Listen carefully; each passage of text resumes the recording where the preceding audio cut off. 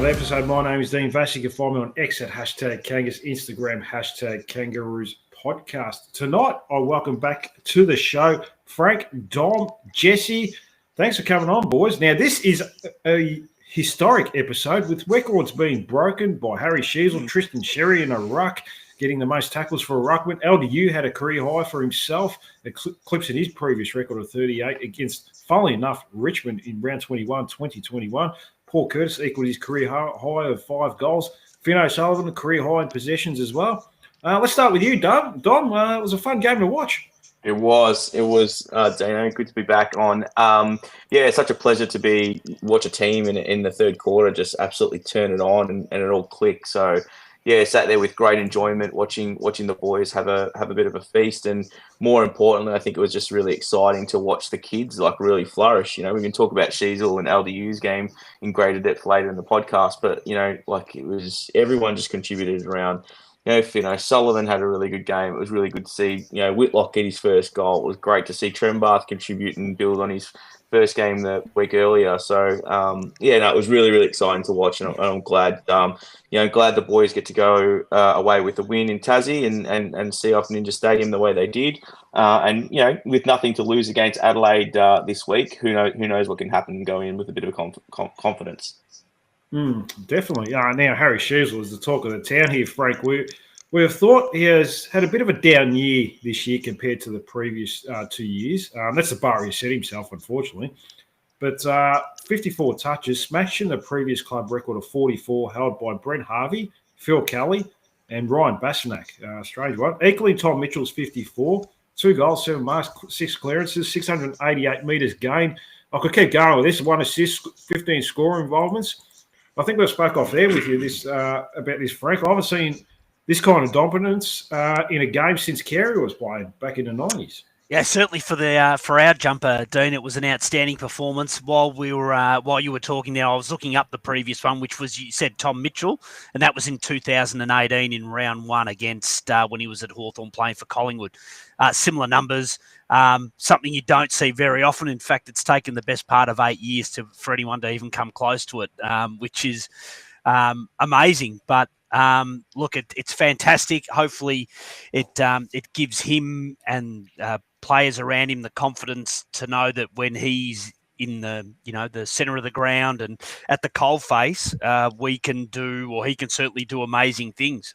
So hopefully he stays there. But it was certainly a pretty amazing effort.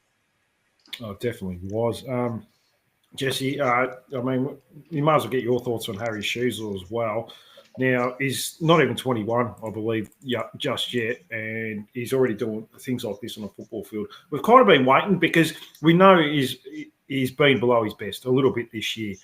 But I think this has got to be his position going forward in the future in the midfield. Him, LDU, Wardlaw, they seem to form a really good partnership there. We're going to talk about the other midfielders that have probably gone out of there a little bit later on, but this has got to be where his immediate future is at for at least the next 12 to 18 months. You'd think so, wouldn't you? The change is pretty quick, though. Yeah, well, I mean, this looks like our best mix. I think based on the CBAs, it was pretty. We've had a big spread at some points this year, and I felt like it was pretty condensed on the weekend in terms of it was just those 3 and then Luke Parker. I think they were the only ones who, other than the ruckman, who did it. I think we only had 4 players. You correct me if I'm wrong, anyone, but I believe it was. No, that's right. Yeah. Yeah, which is pretty strange, but I actually think it worked. You get a good mix. I think those 3 complement each other quite well. You need one of Wardlaw or a Phillips type in there, and obviously Phillips we're going to move on, but you need someone, and Wardlaw's got that defensive edge, and I think it allows the other 2 to be much more aggressive. He has to play midfield for mine, resting up forward, obviously. Obviously he can plug holes if you need to plug holes, and in a game at least we've got some versatility now to move the magnets around, but I think, our go-to should be that makeup. We've talked about it in other weeks, around O'Sullivan, and I've talked about McKercher and getting some time in there, but obviously, hopefully they can eat into Parker's time, and then Parker spends more time forward over the next couple of years. But yeah, look, I think they've got to be playing most of the time in there because you can see what I know it's against Richmond, but I even think last week against GWS the midfield was pretty solid. So I think that's the right mix for mine. What do you think, Dom? Now, I'll go through the midfield CBAs at the moment. I might as well go through that. Harry Sheasel, 24. LDU, 33. Luke Parker, 30. Wardlaw, 24. Tristan Sherry, 33. It was narrowed down a lot. Now, there's a couple of players missing there that have been there a little bit this year. Jai Simpkins, 0. Tom Powell playing half forward. Jai Simpkins playing on the wing. I should have mentioned that as well. Do you think this is the best possible way to go forward? Look, Luke Parker's not going to be there forever. 30 CBA seems a lot for a 32, 33-year-old veteran who's banged up. I assume he's still got a crack rib as well at the moment. So he's probably the one in the future for the next year or two.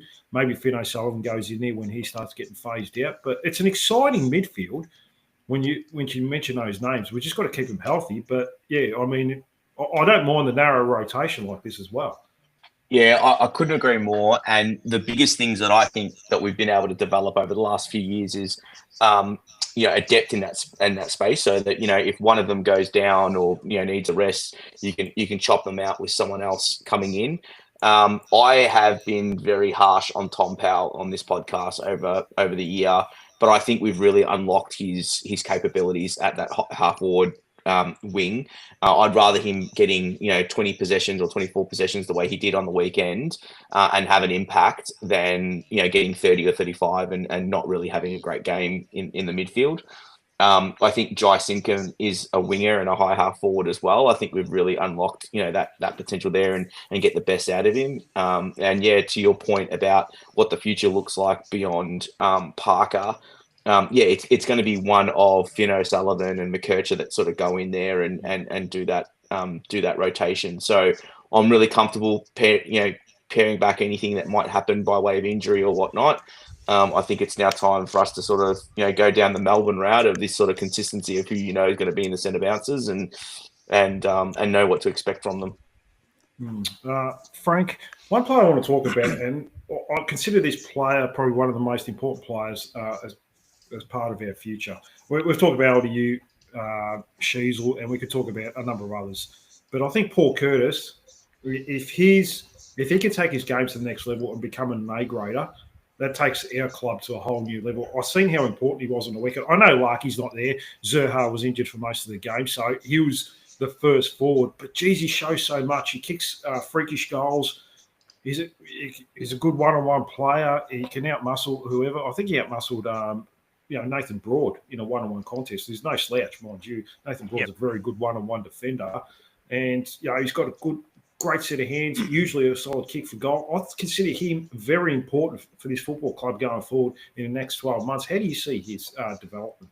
Yeah, Dean, look, I don't know whether he has been 100% fit since he's come back. He always seems to be grabbing for, you see, behind the ball. He seems to be grabbing at either like his hamstring or his ankle. He seems to be a bit tender on one of his legs, and yet he's still providing that contest, third on our goal kicking, having missed 4 games. And as I said, I don't know that he's been 100% fit for the last month or so.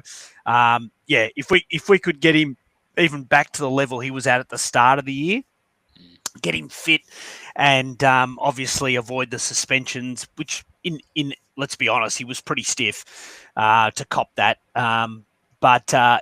He adds a sort of a dynamic that makes it really hard to match up on. I think one of the broadcasters said on the weekend he's too tall to put a small on and he's too small to put a tall on. And he's obviously got that enormous body strength, which makes him very hard to match up on one-on-one. So, yep, I certainly think he's a long-term match winner for us, I think, if he can stay fit. I know a lot of people have compared Harry Sheasel to Toby Green, does his best work inside 450. I actually think Paul Curtis is more of a Toby Green type of player. Very tough to match up one-on-one. Are you talking about the suspensions, mate? Yeah, well, he's not a prick like he is. So, yeah, I mean, he's calmed down a lot over the years, Toby Green, and become a very good player. So, look, he's come a long way. Jesse, I'm interested to get your thoughts on the game style as well. 14 goals in the second half, a lot of overlap at energy in the team, more handballs and kicks, which is very rare. I felt like we were very proactive. Do we need to see more of this? Especially against, I mean, obviously might have been a matchup. Richmond have got a very slow midfield, so they were trying to handball over past them. It's often been a lot of stop-start football and conservative football this year. This was exciting to watch. Just a little bit of run and gun. We'd like to see more of it going into 26, wouldn't we, Jesse? Well, it was a very similar style to how we dominated Melbourne in round 2 and how we dominated Carlton at the MCG. It's just we seem to play a game style, which is when we play our best football, it's aggressive, it's running, it's overlap. We leave the kicking to the kickers, and we do have a few good kickers, but it's realistically handball, run and gun. I think that looks much better. That's just my personal feeling on it. Take into account, obviously, playing Richmond there, and look, Vlosten went down with an injury, and obviously Trainer went out before the game, so they had a couple issues with their backline, which made it easier to score against them. But I don't think it significantly made a difference, albeit Vlosten probably is all Australian. But yeah, look, I think it just looks much better. I think it looks much better. I think the first quarter, we could have easily been pretty far ahead in the first quarter because we missed a lot. We looked vulnerable when they got the ball into Lynch in particular. There was still, we got to see our weaknesses, and against a good team, and we have a good team this week, that will still get shown. But I'd much rather play on the weekend. I saw a game style. That's what I saw. I saw a game style.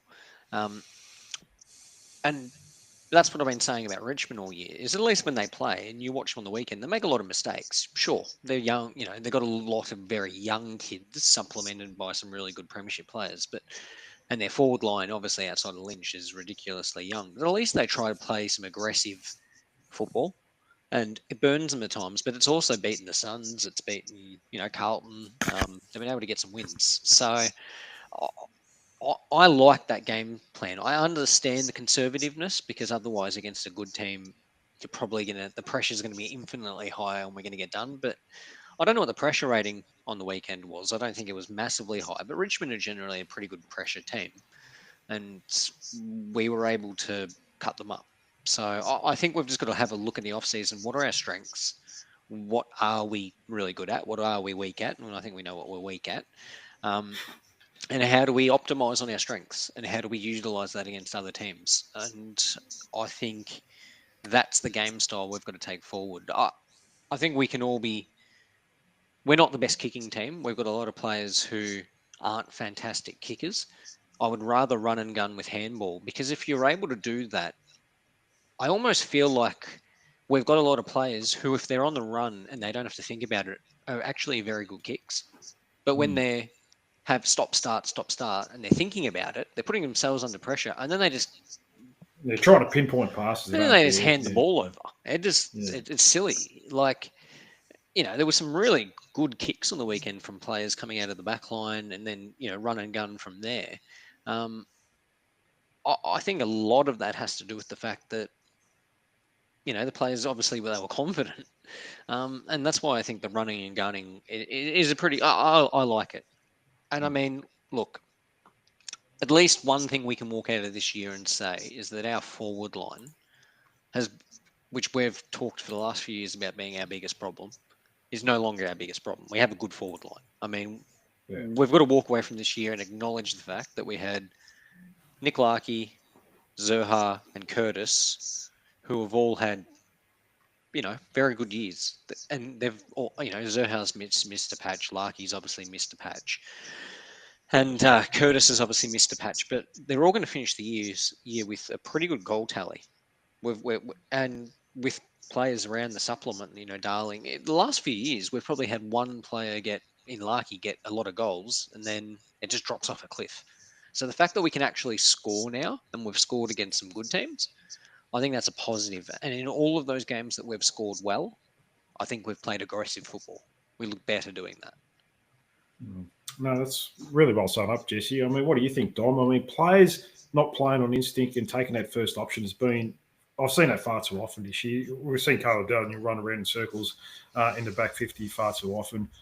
We've second-guessed ourselves and got ourselves into trouble. We needed an identity, and we could be more of an offensive team, especially if you've got players like LDU, Sheasel, Tom Powell, Jai Simpkin, who are generally pretty good offensive players, or maybe Powell and Simpkin to a lesser extent. But these, like LDU, Sheasel, 104 possessions between them. That's never going to probably happen again. But if they get a lot of the ball and they're aggressive and being proactive, we're going to be a very good team pretty quickly, Dom. Yeah, 100%. And like, I think what we saw on the weekend was a lot of those sort of like, running in waves chains that we've had over the years, where you get to that last, or the part where the pressure gets a little bit too much, and we miss a handball from a couple of meters away, and the chain unravels. Whilst it did happen on the weekend, it didn't happen anywhere near as much, and we did see even a couple of times, and we haven't spoken about this a couple of times, us go coast to coast, from defence, and I've watched all year and haven't seen us do that, and we did it twice in a single game. I reckon also where we can go to another level, and I was thinking about this on the week or today actually. If we can get some of our other players that are really high accumulators of the ball to become better at that disposal efficiency, and I suppose I'll the person I'm thinking about here is oh my gosh, gone blank for a second. Our winger, Tom Powell. Tom Powell. No, Tom Dylan Stevens, right? If we can get, like, his disposal efficiency was like 50% on the weekend, right? And he tends to be the outside player that tends to be the one that gets the handball once LDU or George Wardlaw is done the hard work. If he can just get a little bit better and get that from 50 to 70 or 75 to 80, then we could become another damaging team even again. So, I think there's heaps of opportunity there. I reckon we've got the right crop now of that midfield mix and wing mix now. It's just about for them to take that next step, and hopefully a pre-season can help them get there. Frank, 5.5 wins now. You probably have to think that we're not going to win this weekend, but 5.5 wins now after this recent performance. I mean, there's about a 7-week period there where we're pretty average. Is it a success now?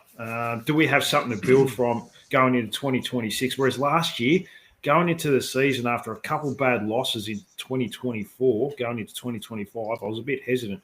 I was a bit sceptical as to where we're going. But maybe we've taken a slight step forward this year from last year, and hopefully we can continue next year. I hope so, Dean. I'm still not 100% convinced that it'll turn that quickly. My concerns are around the back line. I still think our back line is paper thin at best. I don't have any issue with the midfield or the forward line. I think that's quite well set up. But the back line, I think, is a huge concern. So whether we can get someone, either draft is going to be highly unlikely, but whether we can pick up a free agent or something to secure that back line a little bit, I think that would make me feel a bit more comfortable. As far as a pass goes, look, I was hoping for 8. I thought would have been a tick, so I feel like we've fallen a bit short. And we've had a lot of close losses, a draw. The numbers probably suggest that, for and against we've improved and stuff like that. So look, it's much better than going backwards. That would have been frightening if we had finished with 2 wins or something like that and another half a dozen 100-point Beldings. So I think there's enough there to suggest that we'll keep improving. But for me personally, Dan, I think anything out of this draft or trade period that isn't centered around strengthening that defence, to me, will be a bit of a waste.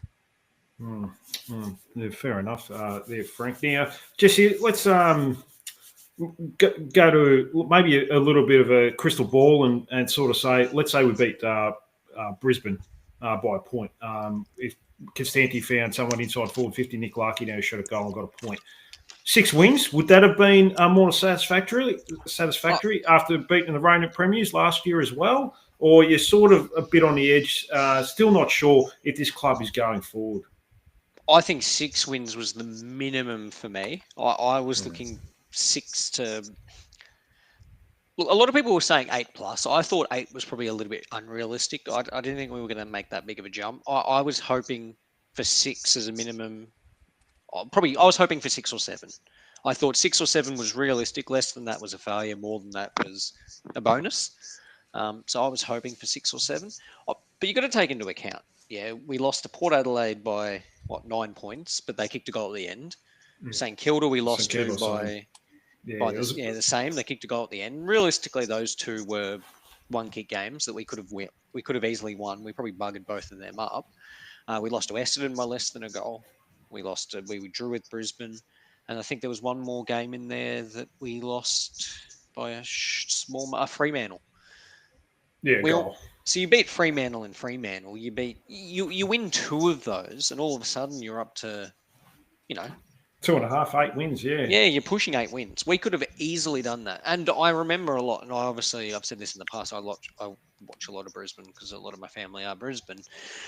In their second last year of being down the bottom, and I hate, people always make the comparison. It's not fair because we're not going to get two father-son superstars and all of the gifts that they get from an academy. But the year before that, when they went from 16th to 2nd in 1 year, yes, they got Lockie Neal. Yes, they got Charlie Cameron, etc. But that second last year, they lost, I reckon, half a dozen games by less than a goal. And I went into that year and said to a lot of people, on record, said to people, Brisbane will make the 8 this year. People laughed at me, and I said, I'm very confident they'll make the 8 because they lost a lot of games against good teams by a small margin. You learn from that. You absolutely learn from that. I think there's been a lot of positive learning experiences this year that we can take out of it and we can go forward with. So, look, next year, I 100% agree with Frank. We need to be focusing fully on that back line. The forward line is fine. The midfield, fine. It's got to be that back line. You've got to throw everything at that back line and just try and get a bit more stability, resiliency. Then it's about just getting the right matchup across the ground. So, getting the right, mix of players all over the field. So, look, next year we should be saying minimum 8. Realistically, we've got to make a jump again. I'm not saying we're going to make the finals because we're not going to bring in all these superstar players, but we've got to be aiming for, 8 wins, and we've got to do so. Yeah, we've got to invest in that back line because on the weekend it was still exposed. Like Tom Lynch could have kicked 10 goals. What he kicked 3-4, didn't he? 3-4. He could have kicked an absolute monster on him. I'll tell you what, Toby Pink had a good little patch in the middle of the year, but I don't think he's been great either side of that patch. That's just my take. A lot of people have a go at Logue, and I know we paid for Logue. I know he was a first-round pick. I actually think Logue, on average this year, has been better than Toby Pink for the games he's played. I thought he was good on the weekend. I thought he's had a couple good, solid weeks. I thought he was good against the Swans, I think it was, a couple of weeks ago. He's been better the last few weeks. He's been much better. Yeah, I think he's just building a bit of fitness. I think he was a long way back on fitness. I think a long way back after the knee injury. Needs a big preseason, no doubt. And I don't think he's the main defender.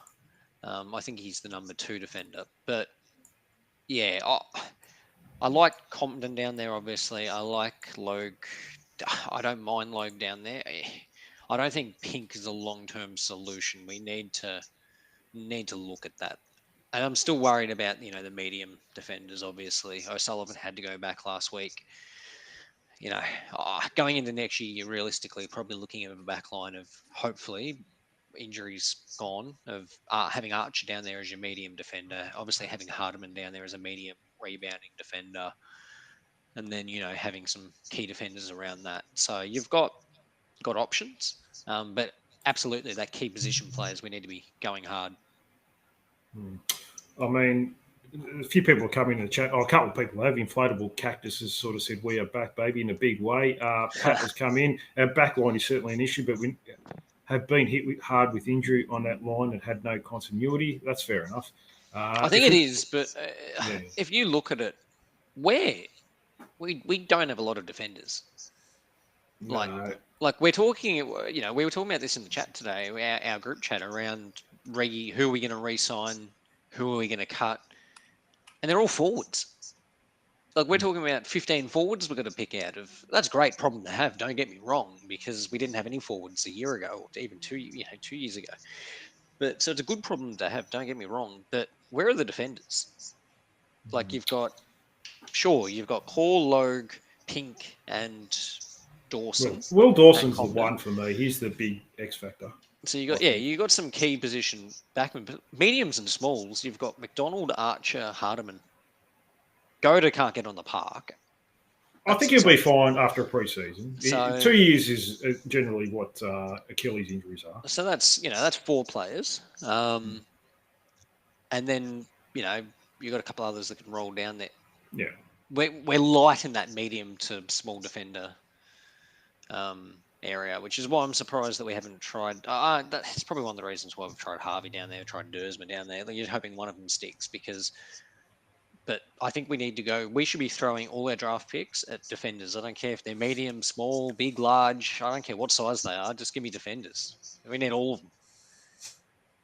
Dom, defence seems to be the topic of discussion. Inflatable Cactus came in and said, play Dawson every game next year. Now, I watched him in reserves. Now, he's still, what I've seen from him this year, he still needs a lot of work one-on-one. He gets beaten, especially against bigger bodies that have got a bit of size. But his interceptability and his vertical leap is very good. He's got a good set of hands as well. I think after another pre-season, he could be prime to be that second defender with Comben. Are you bullish on him, or do you still think he's probably another year or two away? Yeah, no, I definitely bullish on him. I think he has to play, and I think this weekend against like a couple of more bigger body forwards in Adelaide, Tex Walker and Tilthorpe, we're probably going to need someone of his size to be able to take on those beasts. So I think next year he probably plays ahead of Aiden Core. I think we've proven, or Griffin Logue. I think we've proven that we can live without one of those two in the team. Definitely bullish on him. And something I just wanted to sort of talk about what we were talking about before around like looking at the progress. Like I think if we just looking at wins and losses around whether or not this year was a success or not, like I think it's easy to say that it wasn't. Like I think we all would have hoped for at least 8 wins would have been a pass mark for us. But whilst you guys were talking, I just jumped on the AFL tables website and I looked at our quarters won compared to the last year. So one of the things that sort of jumped out at me is that we're still with 4 quarters to go with 1 round to go.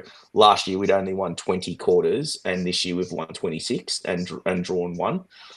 So like I think we can say that we've improved, and when you compound that with what you were saying earlier, Jesse, about having much closer games and being in those games, and they could have gone either way.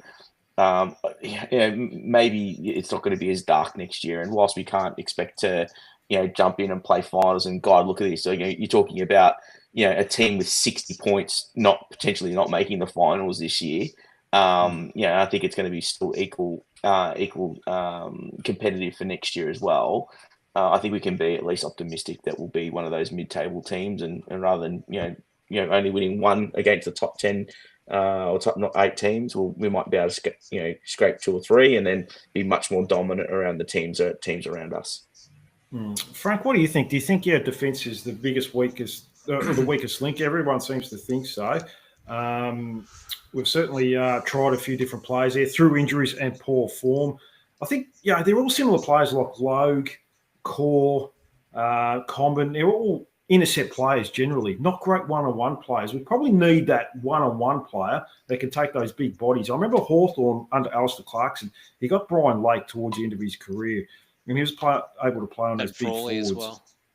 Yeah, and Frawley as well, of course. Yeah. And they were able to play on those big forwards and just do a lockdown job. It almost feels like we're missing one of those players right now that can really lock down, because if the ball goes in long, we can generally kill a contest, whether it's Lowe, Core, Comben. But just having that one-on-one play, we've got no matchups for like a Jeremy Cameron. like Jesse said, Tom Lynch looked like he was going to kick 8 or 9. He's 33 years old as well. Jack Gunston's kicked a career high against us only a few weeks ago, kicked 7 goals. We've got to work that out a little bit, but it might be team defence as well. Yeah, Dean, I was just going to say, I think we've probably got a back line that really, really relies on a high-pressure midfield game, and when that pressure's not there, the back line gets really badly exposed because we probably don't have too many crafty one-on-one defenders when you've got Finn O'Sullivan down there at times, McKercher, Caleb Daniel, just too many blokes who get exposed one-on-one or aren't just physically ready for that role. So when we've got pressure on the ball, I think it takes, obviously, the pressure off our back line. But as I mentioned to you guys a few weeks ago, having a look at some of the stats, we're ranked 18th in the comp, moving the ball out of defensive 50. So we're the club most likely to turn the ball over in defensive 50, and we're the club most likely to turn the ball over between defensive 50 and the forward 50. So that falls partly on our ball users and possibly either not taking the right option or just not having the skill set. So you either got to hope that that improves and then that the back line has an easier task, or you've got to shore up the back line and bring in those one-on-one players that can, on a bad turnover, still nullify a forward or cause a spill. Whereas I think when we turn the ball over in the middle of the ground, particularly the corridor, it's usually laces out and it's a shot at goal. So any way that we can strengthen that up, I think would be really, it'd make a huge difference for us because, again, we've seen that on our day, we easily let through 20 goals without even really trying. So I think we really need to hopefully find someone that can do that role or that someone that we've got on the list takes a big step up, like a Will Dawson. Pat's come in a few times. If we hadn't had so many injuries and had Chom, Lowe, Core, Archer, Hunter, if we had a number of players to pick from, he's saying that things might have been a lot better. Frank, you're sort of saying maybe it's a system problem rather than actual individual problem. I think it's a bit of both, Dean. I think I agree, yeah. I think it's unfair to blame the whole problem on just the back six. And I don't think it's purely a midfield thing. I think it's probably a mental thing where the midfield drops off, the back line falls into here we go again. And you get repeat entries in our defensive 50 because nobody struggles to move the ball out of D50 than we do, particularly on kickouts. And I think it's just a wear thing where it grinds the defenders down that no matter what we do, this ball just keeps coming back into D50. So I think we probably need an uplift defensively from our mids, a bit of two-way running, because I think we lack that a little bit, sometimes a lot. And defensively, you would love that monster backman like a Wiedering that, the ball comes down on a turnover, he's not going to get monstered and he'll bring it to ground and give you that second chance to clear the ball. Whereas now, I think when it comes in off a turnover, we kind of go, I think we know what's going to happen here. Yeah, we've got players that are running forward and get caught. Correct. Yeah, in the transition. Yeah, I agree. Yep. That got found out big time against Geelong a number of times. Yeah. So, look, it's like you said, it's probably a combination of both. So we'll have to wait and see. Have a look at that, like the pressure that dropped off when Wardlaw, went off the ground in the fourth quarter. Like that for me sums up our season in terms of the midfield pressure. I mean, I just had a look then. He only had 2 tackles for the game, which absolutely shocks me because I feel like he had his hand in everything. But it's just his ability to be able to get in there and hunt the ball and dispossess and bump and tackle and scrag and that just allows our defenders to set up a little bit better, puts pressure on the ball carrier to not necessarily dispose of the ball faster. Like we just need more of our midfielders to do more of that more of the time, and I think that will dramatically help our defense. And I was gonna say, Dom, you see how he instantly draws the opposition to him. Like he's got his direct opponent, but they always come with reinforcements to try and get him, and he seems to be able to feed that handball out or that scrappy kick. So he really does draw the attention of the opposition and frees up the others around him. But I certainly noticed as soon as he went off that the pressure sort of dropped off at the contest, and it became a 50-50 sort of stoppage game. Whereas when he was there, we seemed to be controlling it. Fair enough. Well, we're going to talk about more individual performances because there's a lot of good ones. Now, Jesse Wardlaw, 25 touches in 3 quarters before an injury in the last. Luke Parker, 30 touches. Tristan Sherry, we mentioned 22 touches and a record high for a ruckman, 17 tackles, a quarter of the team's tackles. McKercher, 29 touches. Finn O'Sullivan, 21. But we've got to talk about LDU as well. That's probably his career best game. Unfortunately, overshadowed by Harry Sheezel's game, but Jesus, he was just as impressive. Even Harry Sheezel admitted, he said LDU had a better game than I did.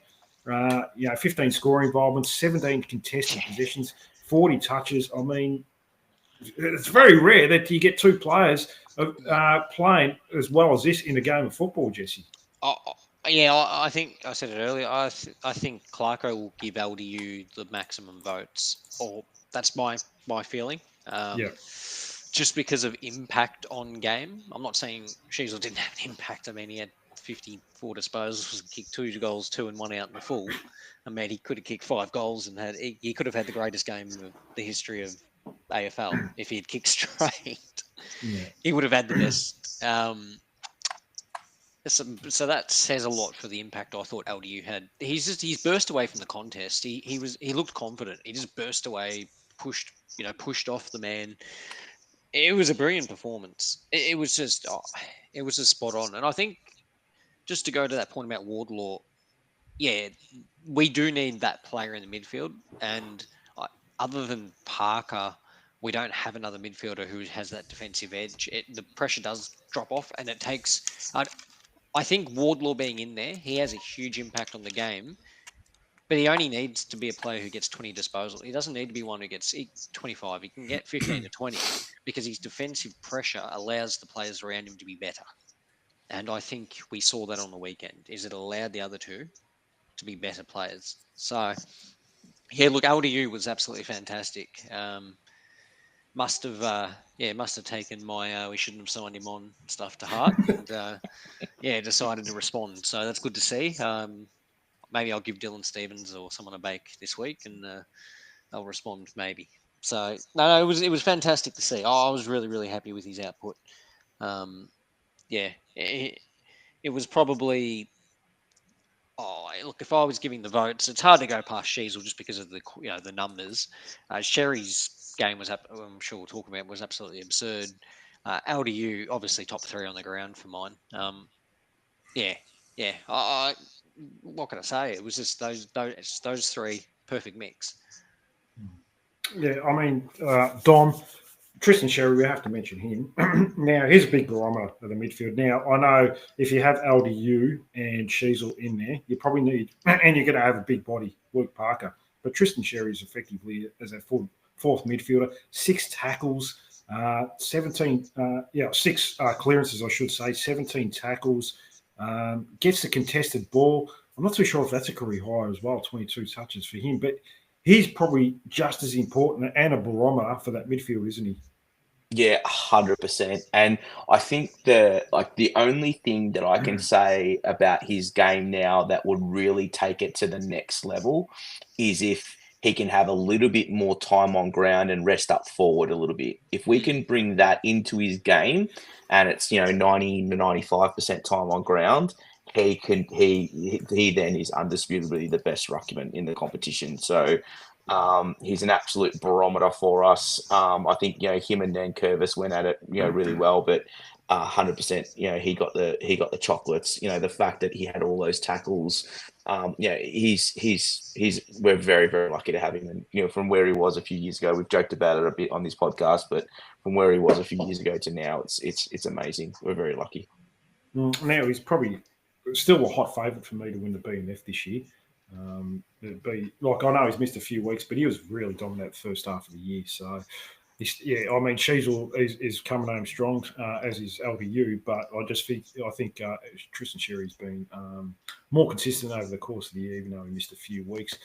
It's interesting, Frank. Now, they've a couple of players I wouldn't mind talking to you about. Now, they've been phased out of the midfield. That's the captain, Jai Simpkin. playing on the wing. Hasn't played there much. A bit surprising. I think that's his best position at the moment, playing on the wing. He can run both ways. And Tom Powell. Both players are 0 CBAs, rotating between wing and half forward. Do you think that's the way they go in round 1, 2026? That these two players are going to get squeezed out in the midfield because we've got too many. We've already talked about that numerous times. That we've drafted too many. Do you think this is the way forward for these two individuals? Yeah, I think so, Dean. I think they seem to adapt quite well. It allows Jai to be defensive and attacking at different times. I think he's been lost in that midfield a little bit, and certainly his kicking. It seems to maybe free up his kicking, that he's not under the same direct pressure as he is when he's in the midfield. And yeah, Tom Powell, I think again. I think we should play our best mids in the midfield. And I know we've battled with trying to put square pegs into round holes over the years and creating defenders from midfielders and things like that. But I think those two, Tom Powell, I still think could probably get a run through the middle at times. But I certainly prefer Jai out on the wing, where he can be a little bit more forgiving with his disposal. He can also attack and defend as well, which I think suits his game style a bit more. I thought he was quite good on the weekend. I thought he was busy and he was hard at the ball, which was great because he seemed, previous to the last 2 weeks, he seemed a little bit low on confidence or energy. And he seemed to rediscover that on the weekend, which was nice to see. So I'm happy to go with the current midfield that we've got, barring injuries or whatever for round 1. But I like the balance of it now. No, yeah, it seems to be working at the moment. But like you said, it can change pretty quickly, and they might panic and start putting them in the midfield. All right, we talked about some players that played amazing, but I want to highlight one individual. I'm not sure what he has done wrong, and he didn't have a great game. But the hate Cooper Harvey seems to be getting astounds me, Dom. Am I missing something here? I really like him as a player. Like, I know he had a quiet game. He only had 4 touches when we've been dominant. But previous to that, I think he's been quite solid. I really like the way he plays. He plays to the system that was conducive for us on the weekend. He plays on instinct. He tries to take that first option. He wants to be really proactive when he gets the ball. Obviously got a lot to work on defensively. David King has mentioned that, but he's getting better with that. That's going to take a lot of time. Still only 20 years old. What's with the hate? They're coming in my Twitter mentions with Cooper Harvey. Not many supporters rate him. Yeah, I'm shocked by that. Those supporters are obviously watching a different game to what we are. I mean, sure, he had a bit of an off game, but I reckon I counted 3 or 4 times where he was missed kick, they missed the kick to him or the handball to him. He was in the right position. He laid tackles. He put pressure where he could. We've had other players play way worse games and not come under any sort of kind of scrutiny.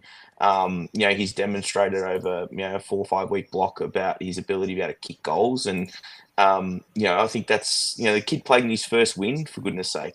That he's still a kid. So I think for me, he's ahead of others that are equally up for that position. So I don't see Robert Hanson Jr. taking his spot anytime soon. I think we have to get the mix right. I think with others to still come back into that team and in that forward line, it's gonna put a squeeze on it. So he may still find himself playing VFL, but for me, the kid is absolutely needs to be on the list next year and deserves another opportunity to go around again. Pat has come in, and North Socials are full of hate for many players. It's very poor from our base. I think it's just X, to be honest with you, Twitter, however you want to call it. There's just seems to be a very negative space over these, probably since Elon Musk bought it. Now, Jesse, I've got to mention this individual, Cooper Trimbath. The love affair is thank God you up saved there. it for me. Well, I had to say him for you. Another 3 goals. I mean, it's almost time to trade Nick Luck, isn't it? Well, we don't need him anymore. No, we got the saviour. Miku. What do we need him for? I tweeted after the game, and there was a lot of players you could tweet about. Yeah, you could tweet about Sheaswell to you, Sherry. The kid's kicked 6 goals in his first 2 games of AFL football against Sam Taylor. And then against who? I mean, most of the game he would have got the Richmond second defender, so it would have been what's his name? Was it Young? Yeah, Young. And I actually really rate Young, by the way. Some of the games he's played He's- for yeah, Richmond he's got this year, he looks really solid. I like him. So, he's contested marking, fantastic. We know that's an absolute, it's an absolute thing of his game. His kicking action is very solid. It's a good kicking action for the most part. But he's kicked because he kicked 3 goals 2 last week, and he kicked 3 goals 1 on the weekend. He could have kicked 8 goals in his first 2 games. It's just it's incredible. It is absolutely incredible. Last week he got one out the back. I think all these ones were marks and free kick. But even that pressure out of defence, that chase down that he did. I think that's the where best Yeah. part.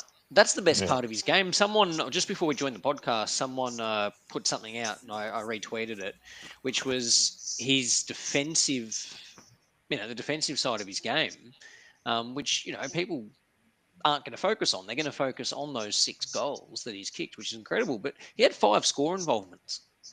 Yeah. He had 2 contested marks, which were led to goals, and he had the 1 goal assist. So, and on top of that, there's that defensive effort running out of the deal, out of the back line when the Richmond players running out to actually get the turnover, which led to a LDU goal.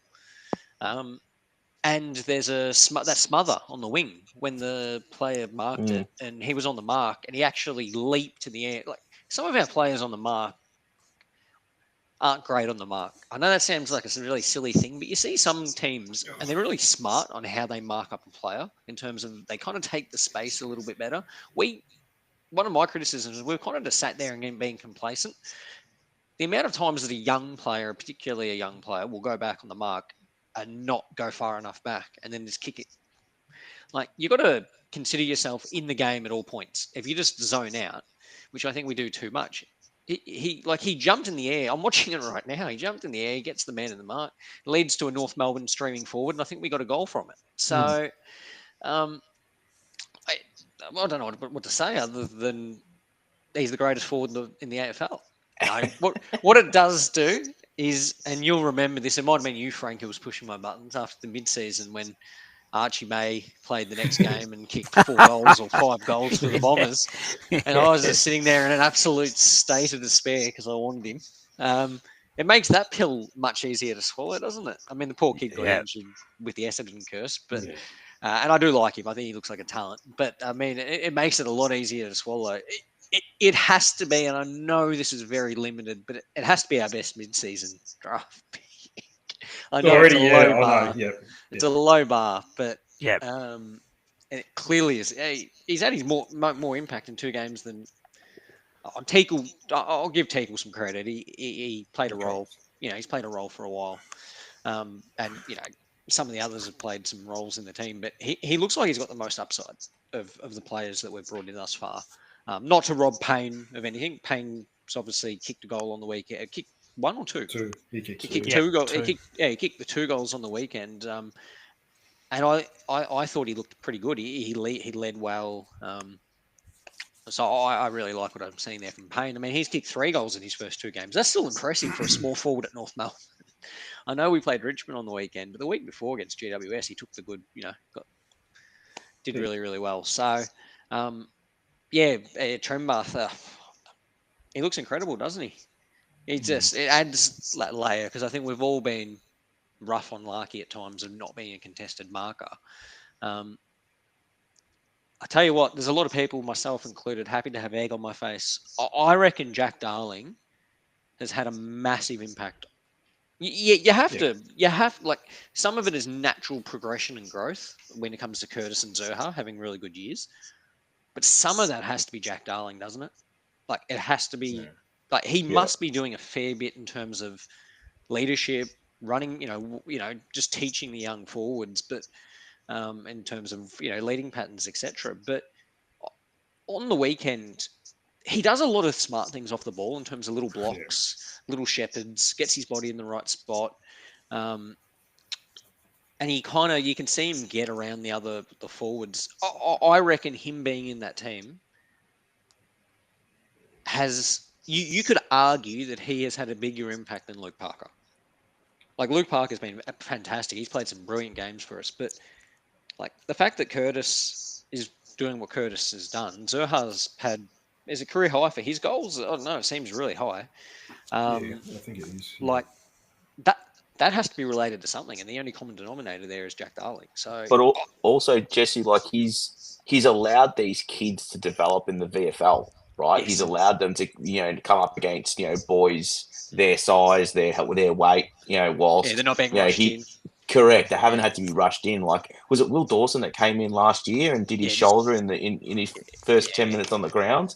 Yeah. Like, just that ability for us to not give up too much to have him, and he's contributed exceptionally well on the field, both leadership and stats wise over the year, and allowed to develop the team on the pitch, but also allow the younger kids to develop in the VFL. I think that has been an invaluable asset to the team. 100%. I mean, how many goals has he kicked this year? He's kicked 20 odd. It's 23. over a goal a game, yeah. Which is good. If you had said to me at the start of the year, would you take a goal a game from Jack Darling?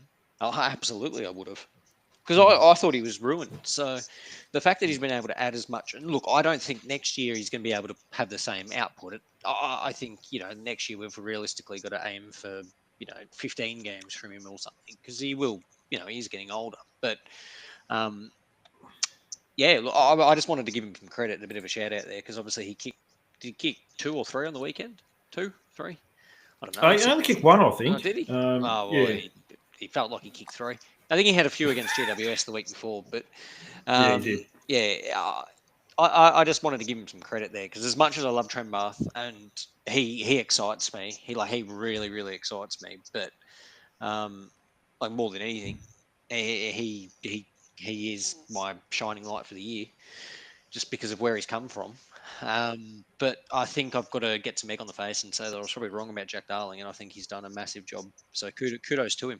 Also for the work he's done in the ruck as well. Oh, like absolutely. We've expected him to chop out in the ruck, and he's probably had to do that more than he thought. And I actually think most of the time he's done a pretty good job. Going back to what we were talking about earlier, I think he's like up around 96% game time. Like, he does not get taken off the ground. He's either up forward or in the ruck. Yeah. No, he's still got his fitness. Yeah, his fitness is... Maybe those injuries he's had the last couple of years have helped him a little bit. Maybe he's a little bit fresher. I don't know, but he's been pretty good. I think he's just a lot smarter with his running now. He reads the game pretty well. He knows when to go and when to run hard and when not to. And that just comes with experience. Look, I would have loved to have had him when he was 28, 29, because he's had some big years and he's lost a bit of athleticism. Well, there's no doubt about that. But he's still a very smart footballer, like you said, Jesse, and has made a huge impact. He's always communicating with other key forwards in that forward 50. I'm not too sure what he's talking about, but they seem to be taking in his advice. So full credit to him. He seems like a great guy. Has fitted in really well with the club, and full credit to him. Look, if we can get him going on. Yeah, I was going to say it was good that was it like late in the last quarter where was it Constanti kicked it to the pocket.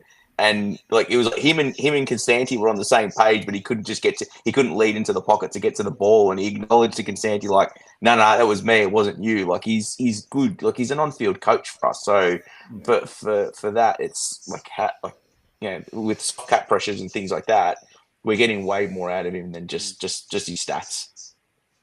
No, I think it falls, Dom, probably in that kind of Moneyball category where you've got to try to balance a bit of experience and obviously the risk of an older body. But for what we paid, I think that's the angle we've probably got to try and do, even defensively, is try to pick up something at low cost and hope to get a year or two out of them, rather than try and do like what Essendon did with Ben Mackay and roll out a $800,000 a year contract on a key defender. Yeah, I agree. We ended up doing pretty well out of the Ben Mackay deal. So, if they want to, if Essendon want to overpay 800,000 for Bailey Scott or something like that, and give us another first rounder, Frank, that'll be good. Yep. Yeah. No. Very impressed with Bailey Scott. I was, Dean, on the weekend. Well, his best game for I don't know, at least 12 Laying months. low bar. Yeah, I know. Yeah, it's he's one that just falls into the. I don't know where he's fallen off a cliff. but fallen off a cliff, hasn't he? Yeah, but anyway. It would have been interesting if he was out of contract this year. I think that's going to be interesting anyway, Dean. I think there's, it's like one of those ones where you try to get 9 people into an 8-seater and someone has to go in the boot. I just feel like someone's going to be desperately unlucky this year. Well, we'll certainly talk about that over the coming weeks. Now, we did play Richmond, so you take it with a bit of grain of salt, Dom. Now, but the Crows this week, I know they have won the last couple of weeks, but they haven't been great. I would like to see us really take the game to them, and if it doesn't work, then who cares? It's a round 24 game, and we're done after this week. This is nothing to lose week, and I want to see us really be braver. And if we lose and turn it over, then do it on our terms and try and identify something here, Dom. Are you on board with me here? Yeah, no, I am. I think, it sounds like they're going to be playing without Isaac Rankin as well because of something silly. But, we have absolutely nothing to lose. It's going to be at Marvel, our last game for the year. I think given the performance of last week, we will, there'll be a decent crowd there and it'll be mainly North supporters. So it's going to be, it's going to be one of those games where, they probably will get on top of us. But I also think that, we've let's just shake up we can't, they also have nothing to lose as well in terms of they can't be displaced off top spot. So they may choose to rest some of their better players as well. So, Dom, they can be displaced. They can lose top. Oh, they can. I thought they were clear of. They're a game clear, but Geelong play after us. So right, okay. And they get play against Richmond. So fair enough. What would be really ideal is if we both walked out to the middle of the ground, shook hands, and then sat down, because then we both get a draw. We jump over Essendon, and Adelaide secures top spot. So that would be ideal, but I don't know whether they can actually do that. Mate, if we draw against them, I'll take that as a win. That would be huge. It's not. That's 6 wins effectively. So. But actually, just like lunchtime footy, just both go up one end of the ground and just kick the ball to each other, and then it's a 0-0 draw, and both. They get no injuries, and we leapfrog Essendon. That would be amazing. Frank, while you're there, now I really like what we have done with selection the last couple of weeks, giving players like Payne, Trimbath, Whitlock, Cooper Harvey an opportunity and to prove themselves for this level. It's been refreshing from a supporter's perspective and from even a team perspective because we played with good energy on the weekend, Frank. Yeah, and it gives us supporters who haven't had a lot to cheer about something to look forward to see whether Trembath can kick some goals, to see what Geordie Payne's about, to see whether Will Dawson, particularly against a young Richmond forward line, had he played, whether he was up to. Whether he was up to it. Like that didn't eventuate, but that's I think what we want to see is when the season gets to this point.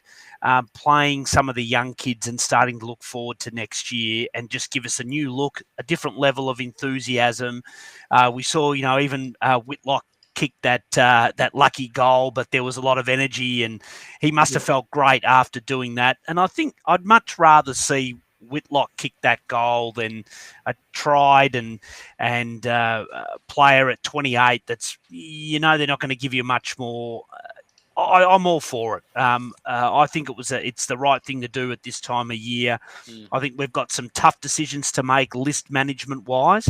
And I would have hate to have thought that Geordie Payne would be delisted without playing a senior game or Cooper Harvey sort of towards the end of this year. I think we need to find out as much as we can about the guys that might have been in doubt at around about halfway through the year and find out whether they're that they deserve another year. So I've really enjoyed the fact that we've done that.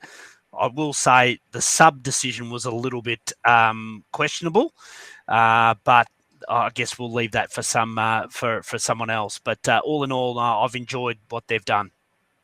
Yeah, I mean, Jesse was probably a little bit disappointing. I think the group chat was going off that we did put Whitlock as a sub. I would have liked to have seen Constanti be as a sub, to be honest with you, Jesse, because I know it worked out in the end. Zerha got injured fairly early in the game, and Whitlock was able to come on earlier. But, I mean, He didn't play a lot of it games. would have been hard for him to come on for a quarter. And I don't know who he would have come on for, to be honest with you, Jesse, as well, if Zerha didn't get injured.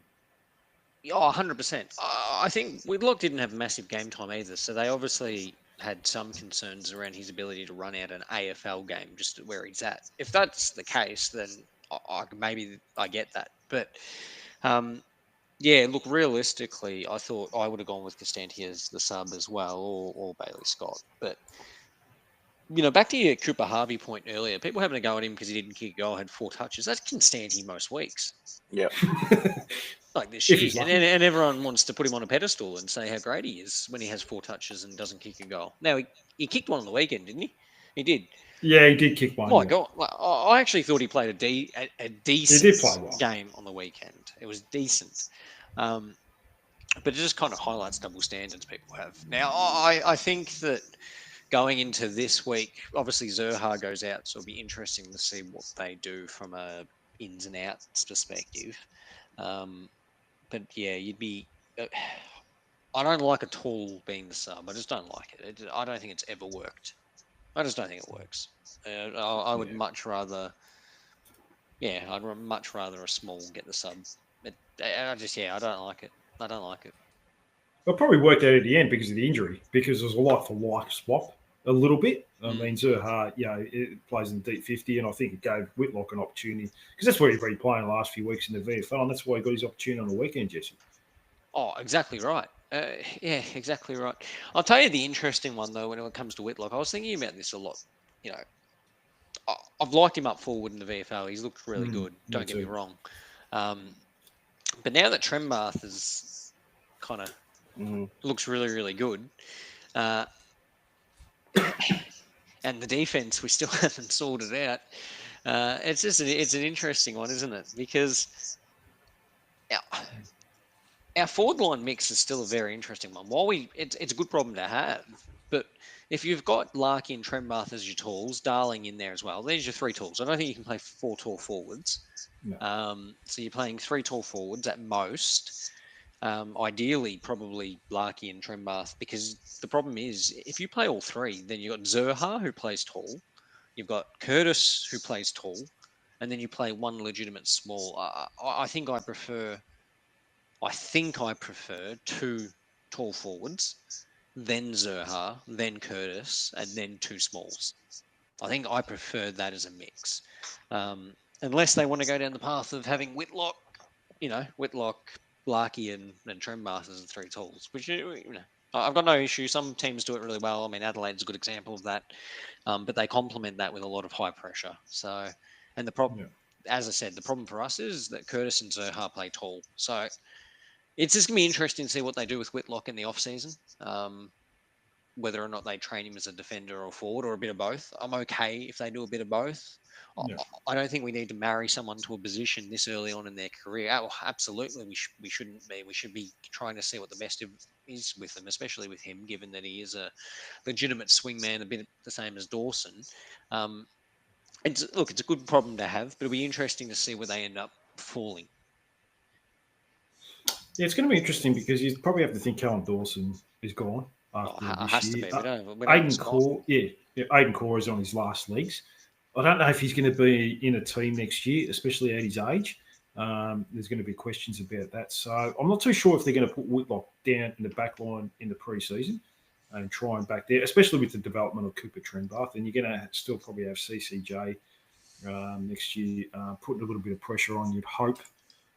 We'll certainly work that out as pre-season goes into next year and what position some of these players are going to play, because it's going to be hard to with your Larky, Darling still probably having a half a year, and you've got Cooper Trembath, the development of him, you probably have to think he gets an opportunity as well.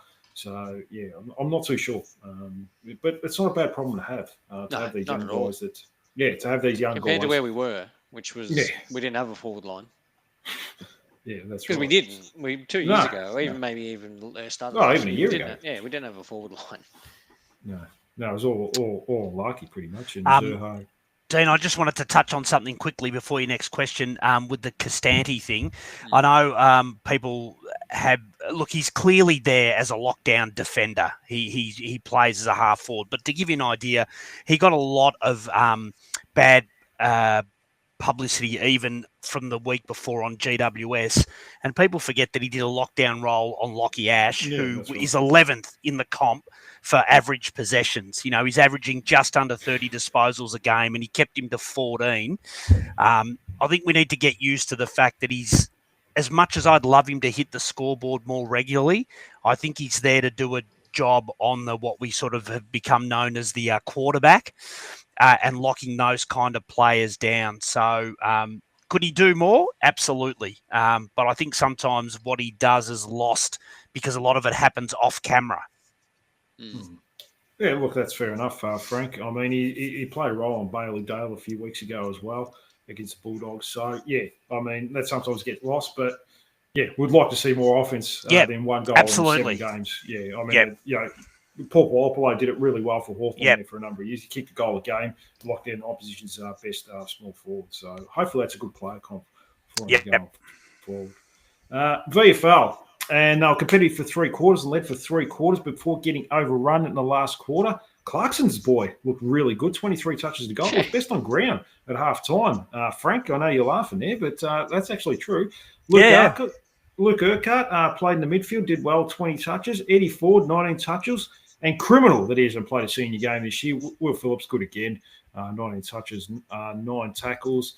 A lot of good performances there, Dom, but I don't think there's going to be any players come up from the reserves that are going to come into the team, unless it's probably Zane Dersma comes in for Cameron Zerha. I don't think they're going to make many other changes this week, are they? You would have to think. Yeah, maybe I think maybe from a matchup perspective, we need to have an answer for some of those bigger forwards from Adelaide. But yeah, I dare say the side will go largely unchanged, with the exception of maybe a couple, and obviously the necessary one with Zerha. But yeah, good on the VFL side for being fairly competitive for most of the year and demonstrating that development is happening at the lower levels as well. Not shame that they're not going to be playing finals, but yeah, I think a vast improvement. I think most of us have been excited to even just watch the VFL games, and to see the development of some of that younger talent. So yeah, but can't see too many changes outside of just the necessary ones for this week. No, I wouldn't think so. The next guy, though, now I want to talk to you about this guy, Frank. He didn't lay a defensive act the whole game. His stats read pretty well, but he hurt the team. 2 goals and 16 touches, Robert Hanson Jr. It reads really well. 0 tackles. Didn't even look like he wanted to lay a defensive act. There was a player who hack-kicked a ball out of a defensive 50, and I remember this act, Frank. I don't know if you've seen it. And he was under pressure, big pressure, and it led to a turnover. So Robert Hanson turns around and gives him a blast. For what reason, I have no idea. The player plays on while he's taking his teammate off and not even standing the mark, which annoyed me. They get a goal from it. That's not part of our culture and shouldn't be. And I hope Tom Lynch lays it straight with him, because he played like a player that felt like he was entitled and too good for that level, Frank. I don't know if you watched him, but he was. I couldn't stand watching him. I did watch the first and second quarter, I think. I don't remember that. But yeah, look, I think we've all been aware that, he might not be, he doesn't get picked in the side for his physicality.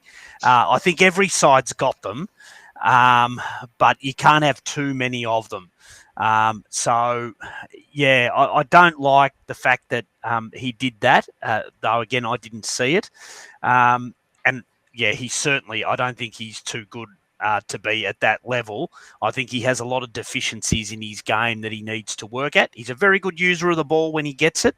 But I think the fact that he doesn't really have a defensive side, we're not lacking that as it is in the seniors. We've got a lot of players that seem to not have a defensive, or can't default to a defensive mindset when they have to. So, yeah, he's an interesting one, Dean. I think, yeah, lucky to probably have got an extension, I think to be fair, I think he falls into that group. He's not our worst. He's not our best, but I think there's going to be someone at the end of the year that he's going to look at it and go, I can't believe they rated him ahead of me, who gets shown the door. So, yeah, disappointing. But yeah, we'll see what he can do over the preseason. Jesse, I hate to be negative and finish on negative because it was a very good performance, and they did finish the season on quite well. I don't know if you've seen any of the game, but if he's going to play like that, I don't want to watch him because I've basically after that performance, I've gone off him. I don't want him to play seniors. I don't want to see him again. If he's just going to give up and not try like that, and he didn't try, Jesse. I'm going to be blunt. He wasn't trying. He was rolled around every time we got a turnover. He was there by himself because he stood in the same position and he uses the ball quite well. There's no doubt about that. He's got good skills, but you can't players like that. They shouldn't be allowed to get away with things like that, should they? Oh, look, I'm probably not the best person to talk about him because, I mean, I said we should drop him that game that he came on a sub and had like 4 goal assists. So I probably have always looked at him with a negative lens. I just don't rate him. I've never seen the hype about him. I just don't rate him in many of his aspects of his game. I think that he isn't defensive enough. He doesn't want to take a heavy hit. And I just think his work ethic is quite poor. Now, he's done some nice things at times, some runs along the wing, some good goal assists, some good kicking to people in the forward line. But he just looks like a limited player to me when we look at some of the other players on our list and what they can do. That's just my take on him. I don't know what he's like as a person. I didn't see that act. I watched half of the VFL game, didn't see that part, but that's pretty disgraceful if that's what he did. And very embarrassing, and I'd be hoping the coaching staff would be showing him that and telling him to pull his head in. But look, yeah, realistically, I think Frank said it. Why we signed him on for 2 years, it's not like another club was going to take him. We could have waited till the end of the year and then made a decision on him. It's just jumping at shadows because he probably played 5 seconds of a good game. And now we have too many smalls, and I think we're going to end up having to cut one who's got far more talent. Potentially. So, look, yeah, he's in probably the list of 2 or 3 players on our team that I don't rate, that a lot of people do rate. So, yeah, I'm just not a fan. Not a fan at all. Well, Jesse, I think most people would agree. I saw more in the Zach Banch effort when he went back and marked the ball than I've seen from Robert Hansen Jr. in his whole time at North. So, 100%. I think Banch, yeah. I think he'd be really disappointed, Banch, if he got shown the door on what he has shown as far as his level of work and his willingness to put his body on the line for Robert Hansen Jr. But I guess, that's why we pay Brady Rawlings the big bucks. Well, he only played 2 games, didn't he, Banch? Yeah, he played 2. Well, technically 1 1/4. He played we played him against Geelong, where we kicked it to him as a leading. No, hang on. We played him. He was leading target. Sydney as a sub. Sydney as a sub came on early, but we got beaten by a good team, and it's a hard position to play. So that one's fine. The next one was against Geelong, where we got absolutely obliterated, and we decided to make him. He was the only. I think the best way of describing it was he was the only player who had a good leading pattern for us on that night. He was the only one who could lead, and they worked that out. Stewart tagged him. He went to him and said, they're just kicking to this bloke. I'm just going to take marks on him because I can outmark him. But his leading patterns are good and we're kicking to him. So I completely agree. It's going to be interesting to see what they do with him because I still think we need legitimate smalls. And unfortunately, they've signed on Robert Hansen Jr. So he could be one that we delist and then list. That's rookie. That's a possibility, and I don't hate that because I absolutely would be giving Banch another year. 100% would be giving a Banch another year. How many lists? We did this last week. I mean, how many people do we have to cut? We're hearing CCJ is going to get another contract. So realistically, Teagle's gone. Tucker, you would assume that Cal Dawson will go. I mean, who else is a certainty? Darcy Tucker, I Berg- think's probably. Yeah, so Tucker and- No, he's and gone. Bergman, Yeah, yeah. Tucker I- Bergman are gone. I think Bergman's Eddie probably Ford, gone. Phillips, yeah. Eddie Ford, Phillips, Yep. and so that's Teagle. 5. It's just, And then you wonder whether someone might put their hand up that we're not expecting to say, look, if I can get to another club, I'd like to explore that. So I don't know who, but yeah, that could always happen. Yeah. Will, Well, it could Phil, be and Bailey Ford Scott, were the yeah. other ones as well. Yeah. I think they're all. I think we probably need to get rid of 7. I think 6 are kind of stand out, and then there's that 7th one, which is going to come down to about 4 or 5 players, and I think there'll be a couple of desperately unlucky players. I mean, I think this year we've got a couple of second rounders, haven't we? I think we probably trade that into next year, because next year we're getting hopefully a couple players in Daniel Harris's kid.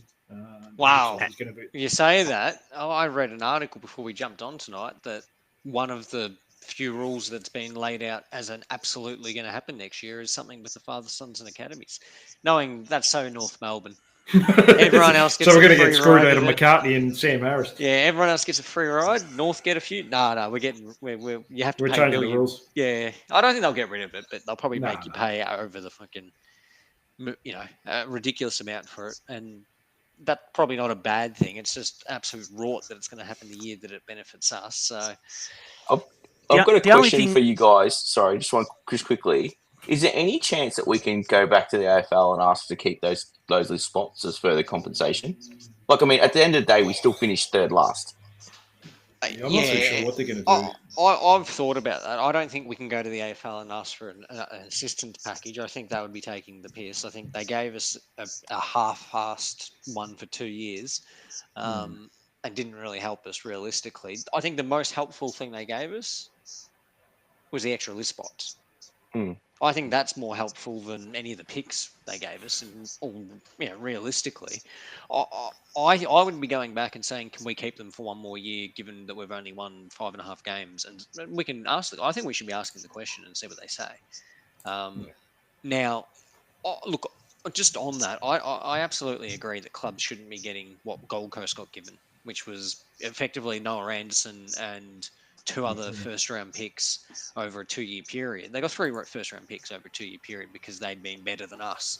So the fact that we got not looked after annoys me. But I also don't think clubs should be getting given what Gold Coast got given. So I'm very keen to see what happens with West Coast this year, because they are bad. Like, I mean that with all respect. I mean that with all respect. But like, they had 1 player nominated in the 22 under 22. They've got very little young talent coming through. They're going to finish the year with 1 win. I mean, that's bad. Like, they are bad. We've been terrible the last few years. Don't get me wrong. We've been probably the worst team of all time, other than maybe Fitzroy. But they're going to be. I don't see them getting out of the hole. No. I don't see any hope. Like, they've got a couple of good kids coming through now that I think will be okay in a year or two, but I can't see them winning 2 or 3 games, like more than 2 or 3 games next year. They're going to end up being worse than us. Now, it helps that they're a big club. They should be able to get themselves out of it. But it'll be interesting to see what the AFL gives them, because I tend to think the AFL has to give them something. It's just, it would absolutely do my head in if it ended up being more than we got. Well, we're going to get pick 2 for Oscar Allen, by the looks of it. Well, The compensation. the AFL will look after them there, yeah. Yeah, which is fair enough. I mean, we got what do we get? Pick 3 for Ben Mackay. So that's how they look after. Oscar Allen's in a different level of Ben Mackay. There's no doubt about that. So, and I mean, might be time to just cut bait on Harley Reid. He's going to go back home eventually. Maybe just say, look, what's the point of paying 1 player, which is probably your future? What is it? 9 years, $2 million a year. I mean, you may as well just cut bait on him. You'll get a ransom. You're going to get a couple of good players. You're going to get high draft picks, so it might be just time to cut bait with him as well. So I'm not too sure. That's for West Coast to sort out. But maybe they should take Brady Rawlings, Jesse, and he can work it out for them. We took him off. We took him off there. We took him off West Coast. Yeah, so we'll have to wait and see.